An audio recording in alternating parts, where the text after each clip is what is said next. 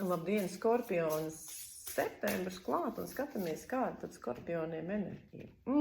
Skorpioniem atbilstoša enerģija viņa zīmē priesterieni. Tas ir noslēpums, tā ir tāda zīmju lasīšana, tā ir tāda īpaša noskaņa, kad es vēlos varbūt pabūt viens, ka es vēlos saglabāt sev kaut kādas ziņas, ka man ir tā brīnišķīgā sajūta, ka es zinu kaut ko vairāk nekā apkārtējie cilvēki, vai ka es saužu gaisā kaut kādas zīmes.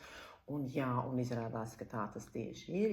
Tad uzklausiet savu intuīciju šajā mēnesī, ieklausieties savos sapņos, pavērojiet, ko vēsta jūsu sajūtas, un tās būs pietiekami asas un jūtīgas šajā mēnesī. Tad tiem, kas nav tik daudz saistīti ar sajūtu pasauli, es teiktu, esiet uzmanīgi ar noslēpumiem, kuri tiek glabāti no jums un kurus jūs pats glabājat. Kāds noslēpums var nākt gaismā, bet kāds noslēpums var būt gan sāpinošs, gan patīkams. Paspēlēties savās domās ar vārdu, kas no manis ir slēpts vai ko es slēpju, ko es vienkārši nemēdzu apkārtējiem cilvēkiem stāstīt, un vai tas ir, kā tas ir, vai tas ir tam nav, un kā tas ir.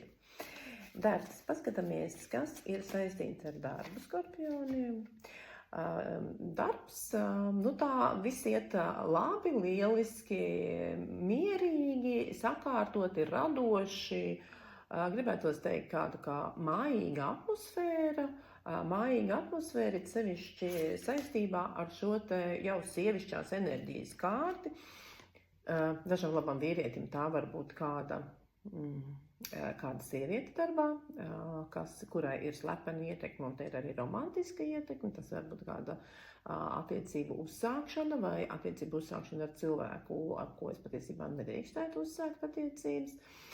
Bet, ja mēs vēršamies pie paša darba, tad šeit ļoti labi veiksies tie darbi, kas ir saistīti ar izdomu, ar fantāziju, ar radošumu, ar tādu ļaušanu sev darboties. Ļoti labi veiksies visas tās lietas, kas saistītas ar māksliniecisko un dizainisko noformējumu, un, protams, lieliska sadarbība ar sievietēm darbā.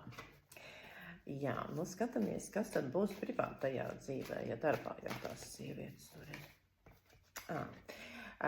Privātajā dzīvē, redziet, vīrieši, privātā dzīvē šis ir laiks, kad ļoti veiksmīgi kāds privātajā dzīvē var izmainīt status. Tātad imperators tradicionāli saistās gan ar oficiālu laulību, ko es varētu arī domāt arī ar sadarināšanos tādu, kas jau ļoti nopietni ved uz laulībām, tā kā ar sarunātu datumu.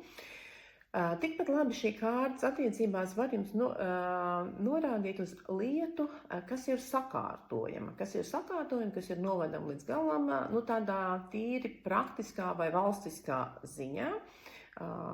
Noteikt robežas, uzrakstīt kaut kādus noteikumus, sastādīt, laulības līgumu vai sarakstīt, kā jums nākas, vajag sarakstīt, dzīvokļa vai mājas lietas, tāda kā oficiālu lietu sakārtošana šajā mēnesī, ļoti strikta, konkrēta vīrieša enerģija, kura ir iespēja ļoti veiksmīgi visu salikt pa plauktiņiem. Manuprāt, ļoti labs laiks, lai sakārtot, lai runātu ne tikai par savstarpējām attiecībām, bet runātu arī par to fundamentu, uz kuru mēs bieži vien balstamies kopdzīvē. Tiem cilvēkiem, kas tikai meklē attiecības, tā kā jūs jau dzirdējāt, šī ir kārtas, kas runā par nopietnām attiecībām, te ir ļoti liela iespēja vai nu satikt savu vīrieti, tātad to, ar kuru tālāk varētu būt ļoti nopietnas attiecības, vai arī būt tādām vīrietim, uzņemties atbildību, uzņemties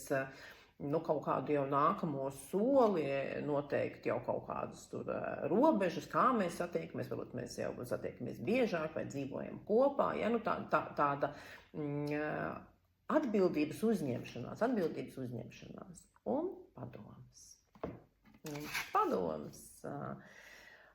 padoms ir izbaudiet vēl rudeni, izbaudiet tie, kas var, tie pelda, staigā pa pludmali, izmanto to laiku saviem hobijiem, izmanto laiku, lai atpūstos no sirds un lai arī izbaudītu no sirds.